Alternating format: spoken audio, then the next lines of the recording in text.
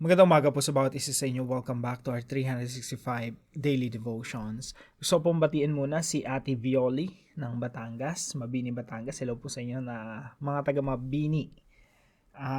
Hello po kay Rusty, Demart, Gina Lynn, Dane Lynn, Edna, Mon, Dexter, Romy, Kuya Romy, and Riovinador. No, mga kasama po natin ito sa ating mga discussions po tuwing alas 8 ng gabi. So, hello po sa bawat isa sa inyo. Now, tuloy po natin yung ating talakayan patungkol po sa overcoming fear with faith. Medyo malayo-layo na yung talakay natin patungkol dito. Pero I hope talagang lumalim tayo no, sa pagiging matapang tayo kay Kristo. No? Napapagtagumpayan natin yung ating takot, yung ating mga pangamba, dahil po sa ating pananampalataya sa Diyos na makapangyarihan sa lahat. Na yung tatalakayin po natin, matatagpuan po sa Psalm chapter 27 verse 1. Handa po natin ang ating mga puso't isipan na tumanggap ng salita ng Diyos. Sabi po rito ni David sa Psalm 27:1, "The Lord is my light and my salvation. Whom shall I fear?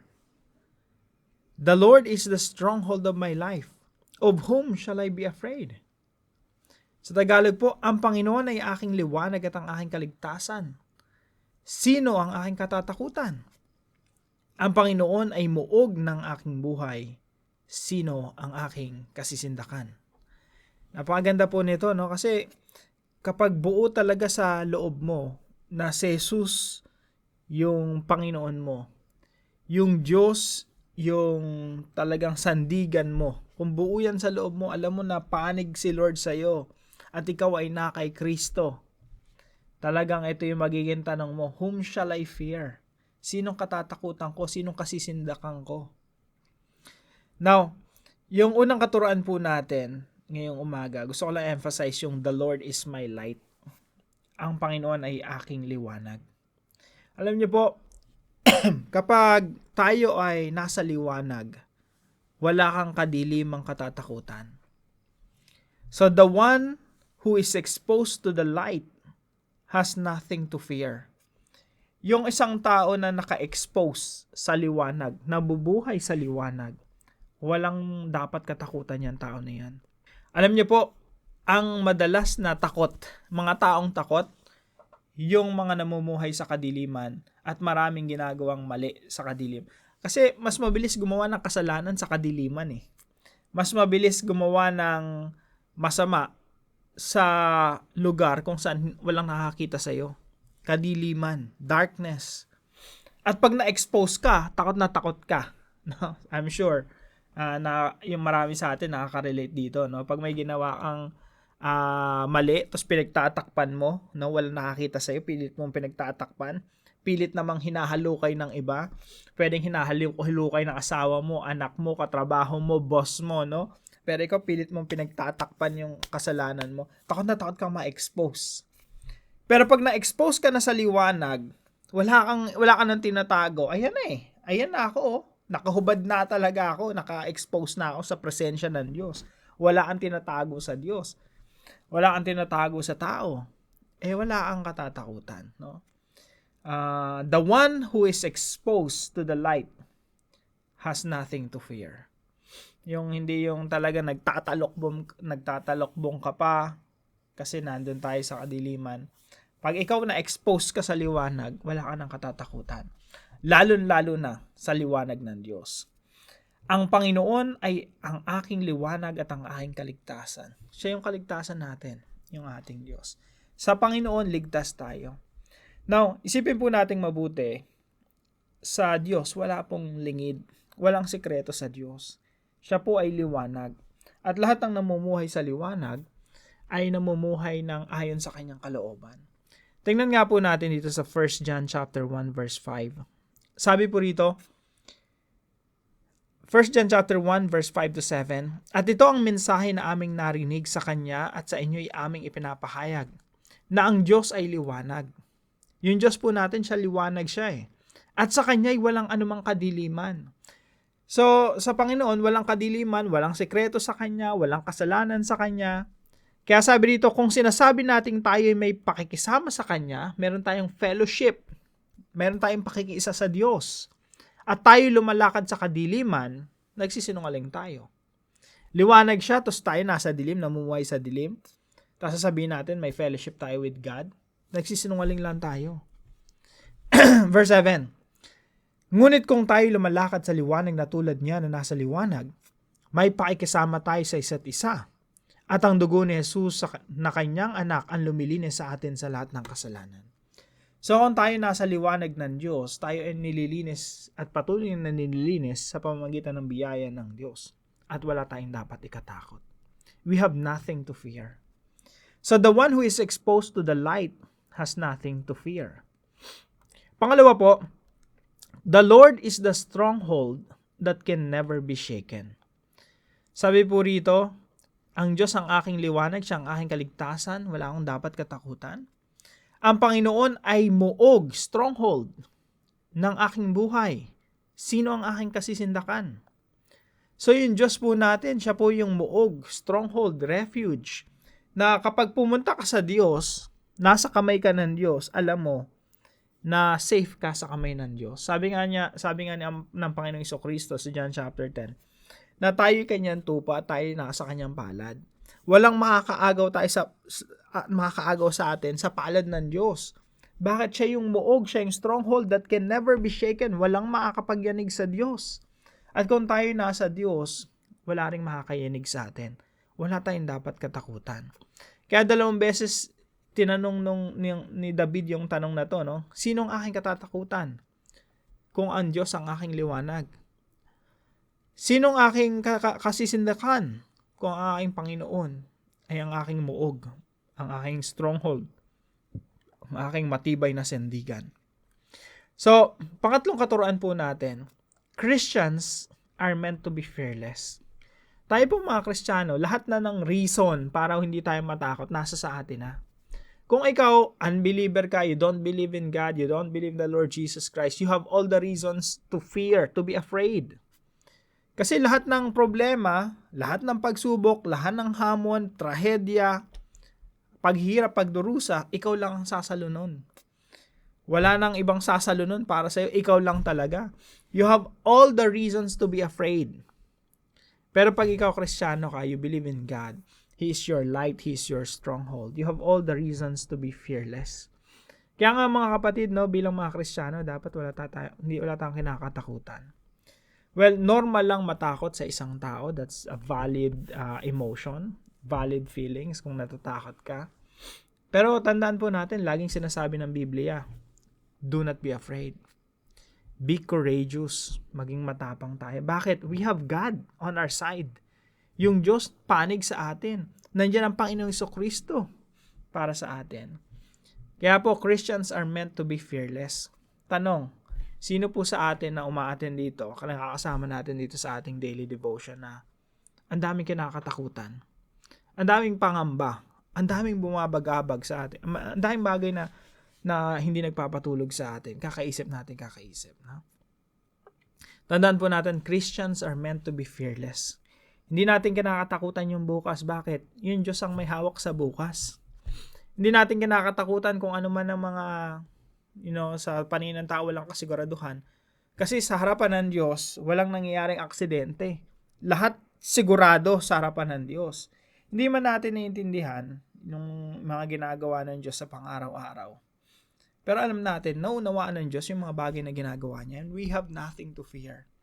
Yung bukas, nasa kamay ng Diyos yan. So, Christians are meant to be fearless. Now, ilan pong mga applications na gusto ko po i-share sa inyo. Number 1, expose ourselves into the light of God. Gusto mo ba na wala kang katakutan? Gusto mo ba na maging matapang ka talaga, wala kang inaatrasan? You just have to make sure na wala kang sinesekreto. Sa harapan ng tao, sa Diyos. Yung lantad at hayag, hubad ka sa harapan ng Diyos na wala kang tinatago, Lord, this is me. Walang maskara yan, Lord, eto talaga ako, no? Expose sa liwanag ng Diyos.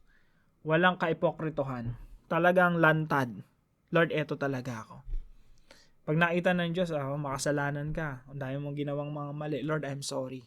Wala po akong itatago sa inyo. Now, kapag tayo tago ng tago, may nagawa ang mali, pagtatakpan mo. Si David, by the way, yung author nito, no? Ang dami niyang kasalanan ginawa.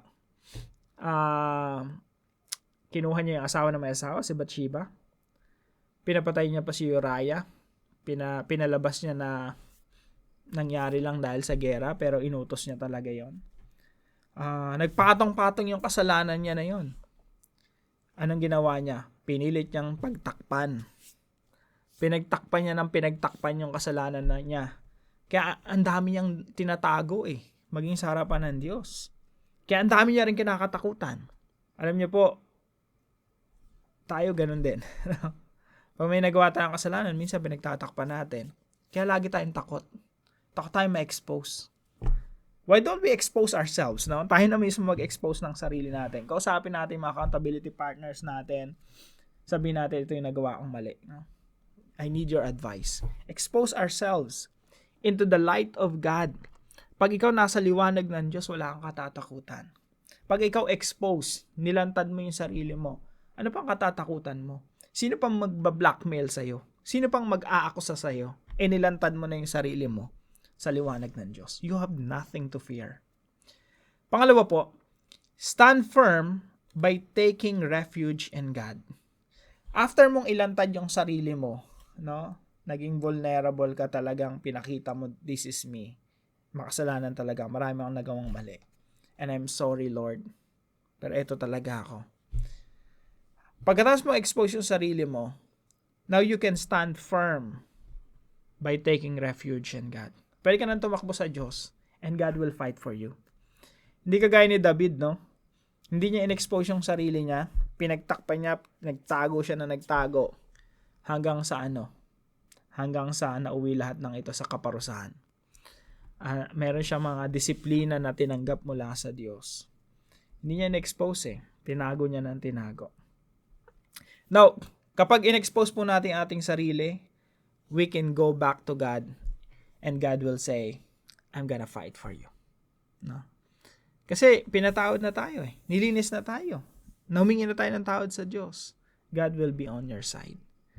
Imbis na nandiyan yung Diyos sa'yo para hatulan ka, pag nagpapakumbaba tayo sa Diyos, yung Diyos lagi tayong tinatanggap Hindi naman natin na, kumbaga, minsan may mga consequences talaga yung mga kasalanan natin na kailangan nating harapin.